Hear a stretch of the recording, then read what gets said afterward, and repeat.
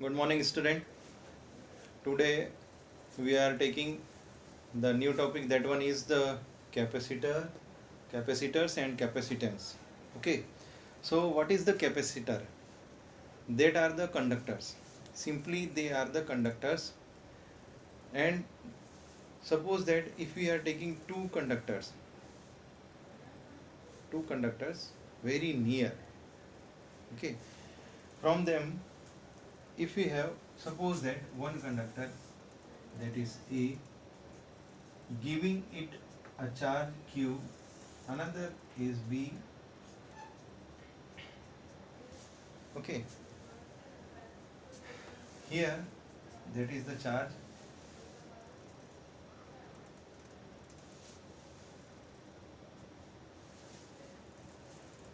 Q.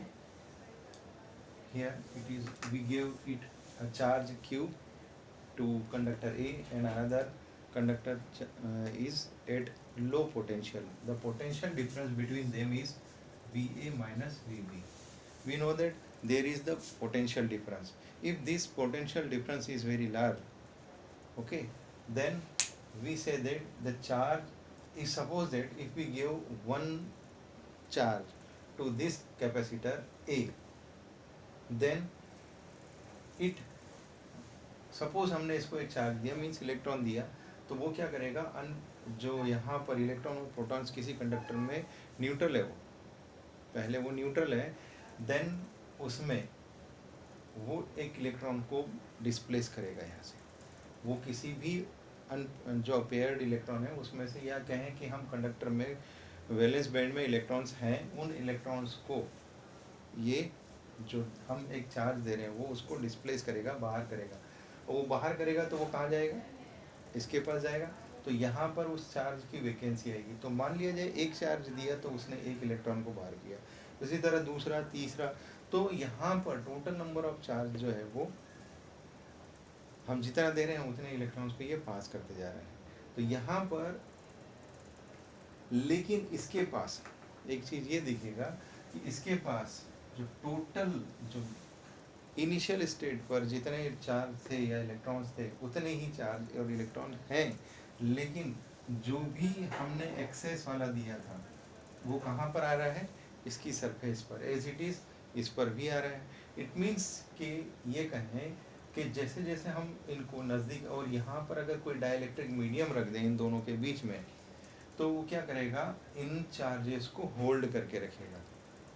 जब ये charges को होल्ड करके रखेगा तो हम जितना भी चार्ज देना चाहें इस कंडक्टर को, वो चार्ज ये होल्ड कर सकेगा। तो यहाँ पर जो कैपेसिटी, मतलब ये कितना चार्ज होल्ड करके रख सकता है, हम एक दें, दो दें, 10 दें, हजारों इलेक्ट्रॉन्स दें, लाखों मिलियंस दे दें, तो भी इसकी कैपेसिटी, इट मीन्स अब ये कितने चार्ज होल्ड करके रख सकता है, जितना ज़्यादा पोटेंशियल डिफरेंस होगा। तो इसका मतलब है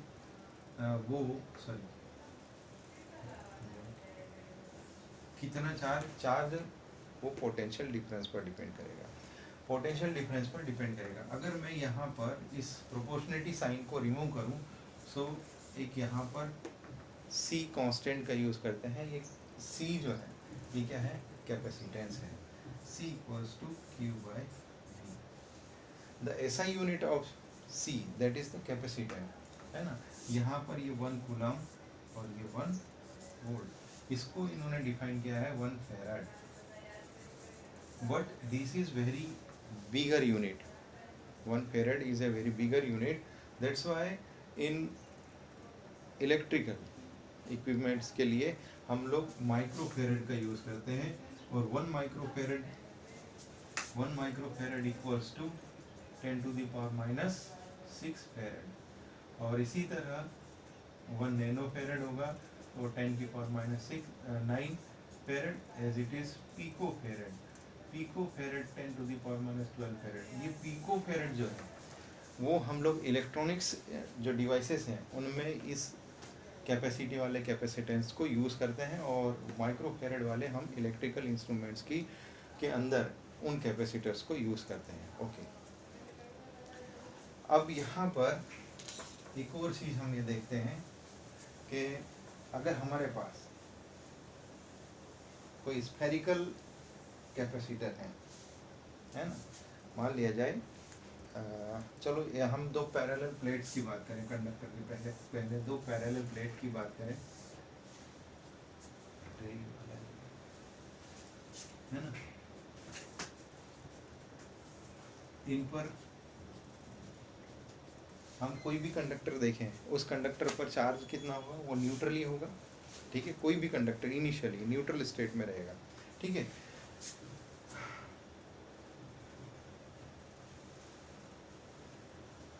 अब सपोज करें हम इसको चार्ज देते जा रहे हैं, तो ये सारा इस पर जो चार्ज है वो क्या हो जाएगा, पॉजिटिवली चार्ज हो जाएगा, और ये यहाँ पर नेगेटिव चार्ज से चार्ज हो जाएगा, ठीक है, और इसके आउटर उस पर क्या हो जाएगा, पॉजिटिव। अगर मैं इसको कहीं ग्राउंडेड कर दूँ तो ये सारा चले जाएगा यहाँ पर, तो ये बन जाएंगे हमारे पास कंप्लीट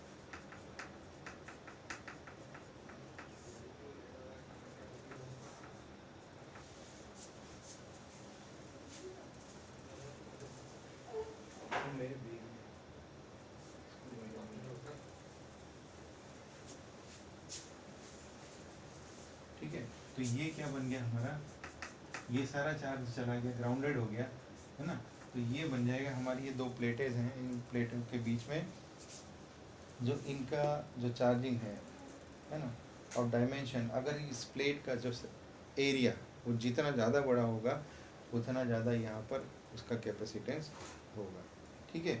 सो एक हम देखते हैं कि अगर हमारे पास एक स्फेरिकल कंडक्टर है, मान लिया जाए एक स्फेरिकल कंडक्टर है, ठीक है, उस स्फेरिकल कंडक्टर में सपोज करें ये एक स्फेयर है, उसका रेडियस है r, उसका रेडियस है r,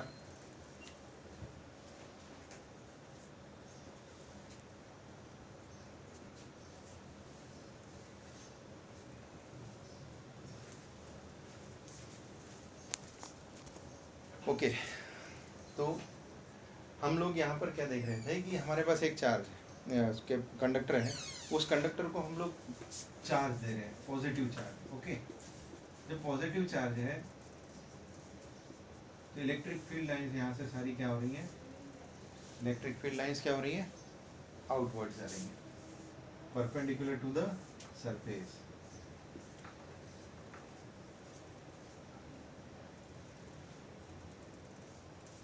ठीक है। इसकी रेडियस कितनी है, capital R।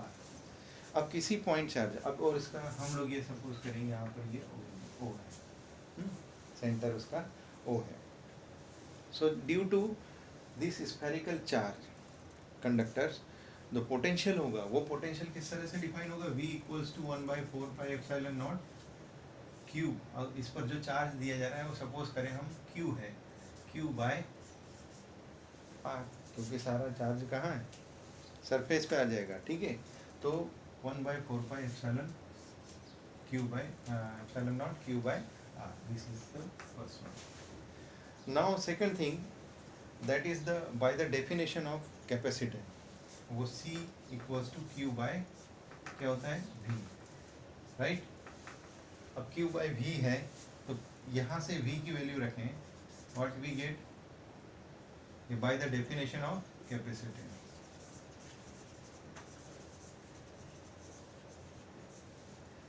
One by 4πε0 Q by R, ये 4πε0 रिवर्स होकर यहाँ चला जाएगा, Q से Q कैंसिल हो जाएगा, सो वी गेट 4πε0 R, ये हो गया C।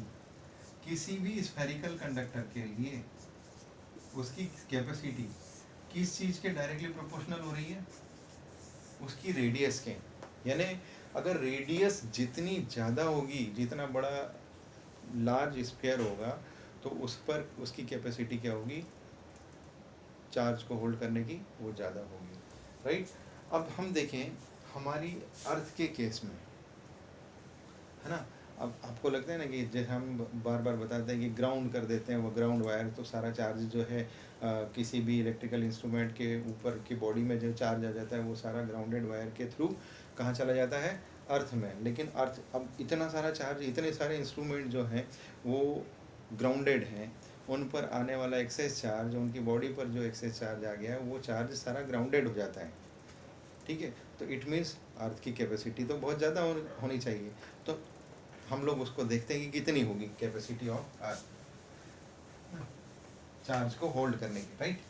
अब यहाँ देखें, हम लोग ये मान कर चलते हैं कि अर्थ कैसे है, एक स्फीयर है, राइट। अर्थ एक स्फीयर है और उसके लिए कैपेसिटी कितनी होगी, 4πε0 Q, 4πε0 Q R, sorry R. अब यहाँ पर मैं इसको इस तरह से लिख दे रहा हूँ, 1/4πε0 are.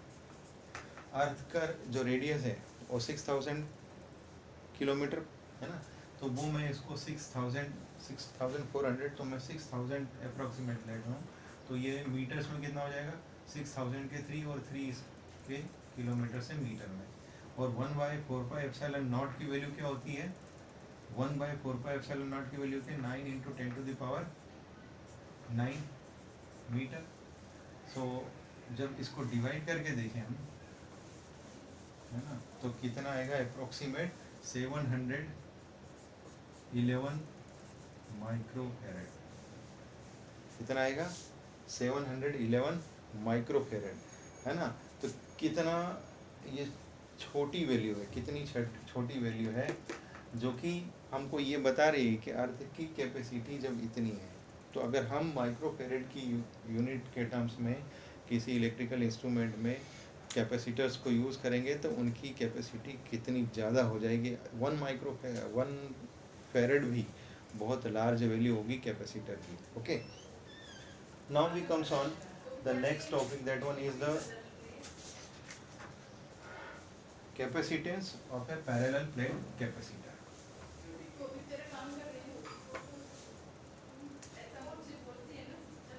Capacitance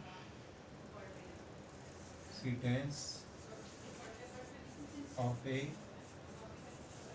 parallel plate capacitor, ये इम्पोर्टेंट है, this one is very important. Parallel plate capacitance, capacitor का कैपेसिटेंस कैलकुलेट करने के लिए हम लोगों को पूछा जाता है एग्जाम में 3 मार्क्स का, ठीक है। What is the parallel plate capacitor, ठीक है। तो सपोज करें हमारे पास एक पैरेलल प्लेट कैपेसिटर है, राइट। 2 प्लेट्स हैं, है ना, जिन पर ए बी, 2 प्लेट्स हैं ए और बी, इनके बीच में डाइलेक्ट्रिक मीडियम रख दिया है, ठीक है। डाइलेक्ट्रिक मीडियम रखा है, ठीक है। इलेक्ट्रिक फील्ड का डायरेक्शन यहाँ से ये पॉजिटिव पॉजिटिव पॉजिटिव या नेगेटिव नेगेटिव नेगेटिव नेगेटिव, ठीक है। इलेक्ट्रिक फील्ड का डायरेक्शन है, इसको ग्राउंडेड कर रखा है। इन दोनों प्लेट के बीच का डिस्टेंस है स्मॉल डी है। Area of cross section of plate, each plate वो है ए, इसको पी क्यू प्लेट कर देता हूँ क्योंकि ए को यूज करूँगे ना। Area of cross section of plate, each plate,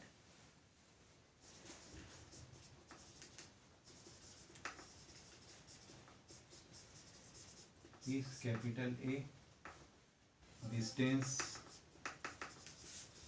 between them is small d, ठीक है। उन दोनों के बीच में डिस्टेंस कितनी है, स्मॉल डी।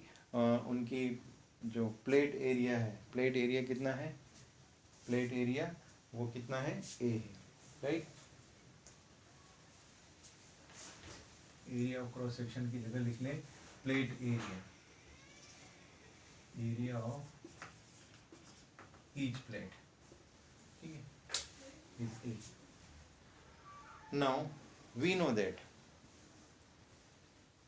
प्लेन शीट जो है, प्लेन शीट के कारण इलेक्ट्रिक फील्ड किसी पॉइंट पर वो कितना होता है, due to a plane infinite plane sheet, जिसके लिए कि हम लोगों को ये भी पता है कि उसकी चार्ज डेंसिटी कितनी है, और इन चार्ज डेंसिटी भी कितनी है, इनकी charge density density that is sigma, है ना। ईच प्लेट की चार्ज डेंसिटी कितनी है, सिग्मा, और वो क्या है, Q by A।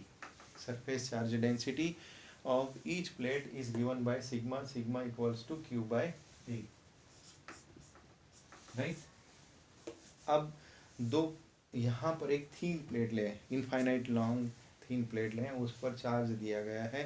Due to this one electric field किसी पॉइंट पर वो होगा कितना, सिग्मा बाय 2 एप्सिलॉन नॉट, ये होगा ना, राइट। अब यहाँ पर देखें, ये तो किसी एक प्लेट की वजह से, लेकिन जब दो प्लेट आ जाएं, दो पैरेलल प्लेट आ जाएं इनफाइनाइट लेंथ की, उनके बीच में इलेक्ट्रिक फील्ड कितना हो जाएगा, कितना हो जाएगा, बीच में इतना, और अगर हमने डाइलेक्ट्रिक मीडियम डाल रखा है तो वो कितना हो जाएगा, इतना। नाउ सिग्मा के प्लेस पर अगर हम यहाँ पर रख दें Q बाय A, तो K A एप्सिलॉन नॉट, ये आ गया हमारा E। अब हमको एक और चीज़ की डेफिनेशन से पता है कि जब पोटेंशियल ड्रॉप या पोटेंशियल डिफरेंस जो होगा, है ना, किसका, जब पोटेंशियल डिफरेंस किसका होगा, पोटेंशियल डिफरेंस इन प्लेटों के बीच में, वो पोटेंशियल डिफरेंस V किसके इक्वल होगा, हमने एक पोटेंशियल ग्रेडियंट के नाम से भी डेफिनेशन पढ़ी थी इन टर्म्स ऑफ E, है ना, तो वो क्या थी, V equals to E into D, ठीक है, ये भी पढ़ा है बाय डेफिनेशन। तो V कितना हो जाएगा भाई, यहाँ से इसकी वैल्यू रख दें, Q K A epsilon naught D, right, understood. अब by the definition of capacitance वो क्या हो जाएगा, Q equals to C equals to Q by V by definition, और Q कितना है हमारे पास, Q एज इट इज रहने देंगे, V की वैल्यू रख देंगे Q by Q K A epsilon naught D।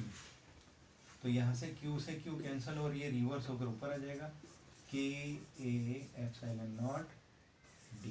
तो कैपेसिटेंस, पैरेलल प्लेट कैपेसिटर का कैपेसिटेंस कितना आ जाएगा, वो कितना आ जाएगा, C इक्वल्स टू, वो कितना आ जाएगा, C equals to K A epsilon naught D।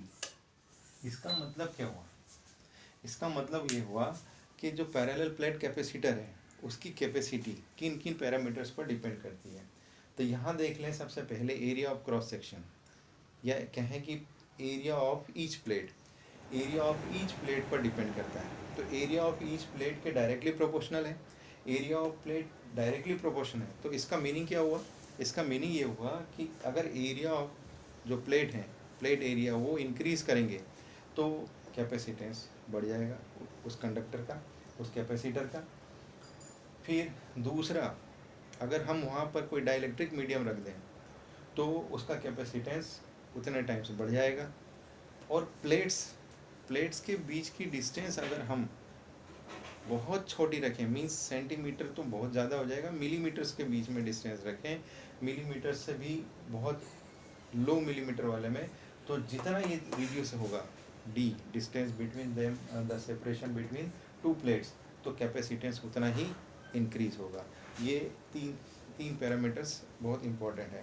अब मैं आपको यहाँ बताना चाहता हूँ कि जो डाइलेक्ट्रिक है, अगर हमारे पास यहाँ पर डाइलेक्ट्रिक मीडियम रख दिया था, वो था K, तो उसके लिए कैपेसिटेंस आ गया यहाँ पर C equals to K A epsilon naught ये।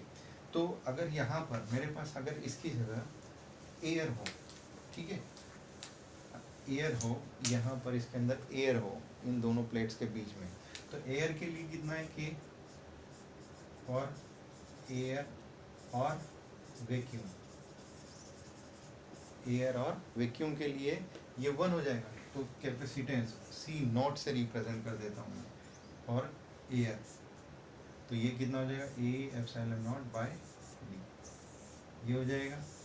अब मैं इन दोनों का रेशो निकालना चाहूँ तो कैपेसिटेंस कितना हो जाएगा, या कहें कि A epsilon not A epsilon naught D के प्लेस पर मैं क्या रख दूं, सी नॉट। तो यहाँ क्या हो जाएगा, के इंटू सी नॉट, यानी कैपेसिटेंस जो है वो एयर, और जब एयर थी उन दोनों प्लेट्स के बीच में उसका के टाइम्स हो गया। मीन्स अगर डाइलेक्ट्रिक मीडियम अगर रखते हैं इन प्लेट्स के बीच में तो कैपेसिटेंस उस कैपेसिटर का इंक्रीज हो जाएगा, राइट।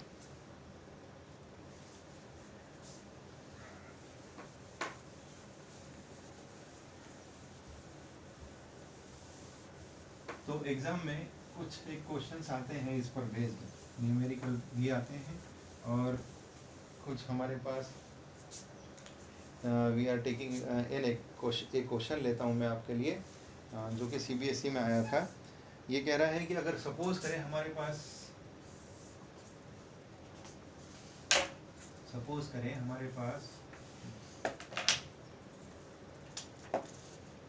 एक ग्राफ है जो ये शो कर रहा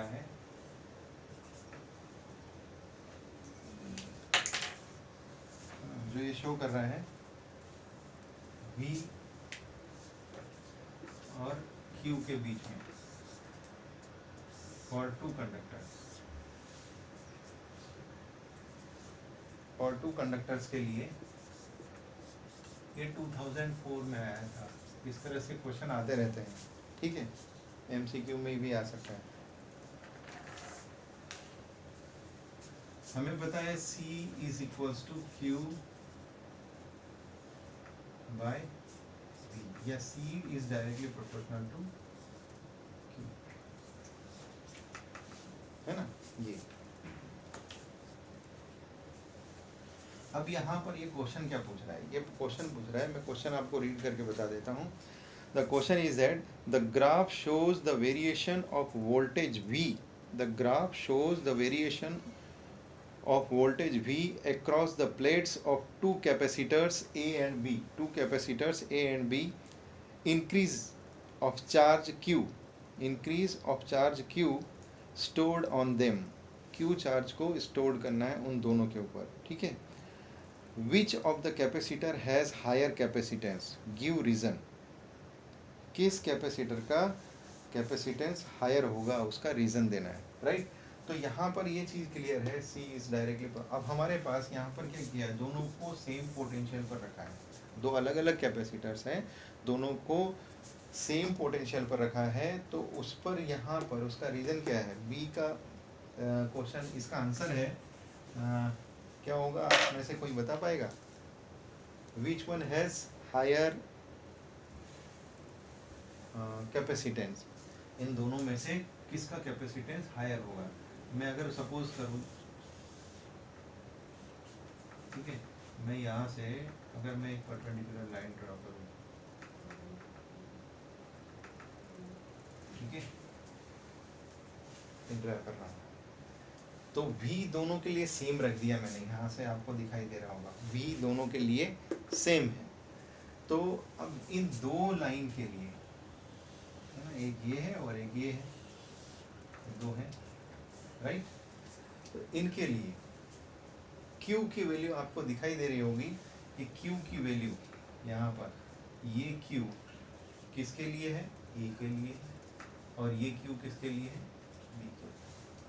तो which one is greater, QA is greater or QB? So obviously QB is greater than to QA। इसका मीनिंग है कि हम कैपेसिटर B पर ज़्यादा चार्ज स्टोर कर सकते हैं। जब ज़्यादा चार्ज स्टोर कर रहा है कैपेसिटर B, इट मीन्स किसका कैपेसिटेंस ज़्यादा होगा, B का। It means capacitance of capacitor B is greater than A। Understood? One type of question। फिर इसी तरह से कभी कभी ये पूछ लेता है कि आपके पास पैरेलल प्लेट कैपेसिटर है जिसका प्लेट एरिया इतना है और उस पर इतना चार्ज दिया जा रहा है, और उन दोनों की प्लेट्स के बीच का सेपरेशन इतने सेंटीमीटर या मिलीमीटर का है, तो आप कैलकुलेट कीजिए उसकी कैपेसिटी कितनी होगी। Okay, now one smaller topic है ना, आज मैं चाहता हूँ कि ये एक और टॉपिक आपका पूरा कर लें, that is the combination of capacitance. Combination of capacitance, ये आप लोगों ने छोटी क्लासेस में पढ़ा होगा।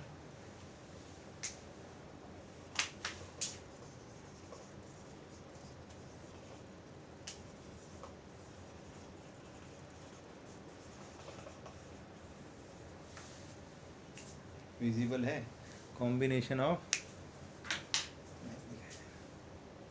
ओके। मैं नेक्स्ट वीडियो में इसको देता हूँ, क्योंकि वीडियो फिर अपलोड करने में भी टाइम लगता है और आप लोगों के पास भी इतना टाइम नहीं होता है कि एक साथ इतने बड़े वीडियो को देख पाएँ। So wish you all the best for, जो अभी हम लोगों ने पैरेलल प्लेट कैपेसिटर को देखा, कैपेसिटेंस को देखा, तो इनकी डेफिनेशन, एसआई यूनिट और अर्थ का कैपेसिटेंस कितना होता है, और पैरेलल प्लेट पर बेस्ड न्यूमेरिकल भी आना चाहिए। Okay, good luck, thank you. और जो भी है suggestion, so always welcome and have a good day.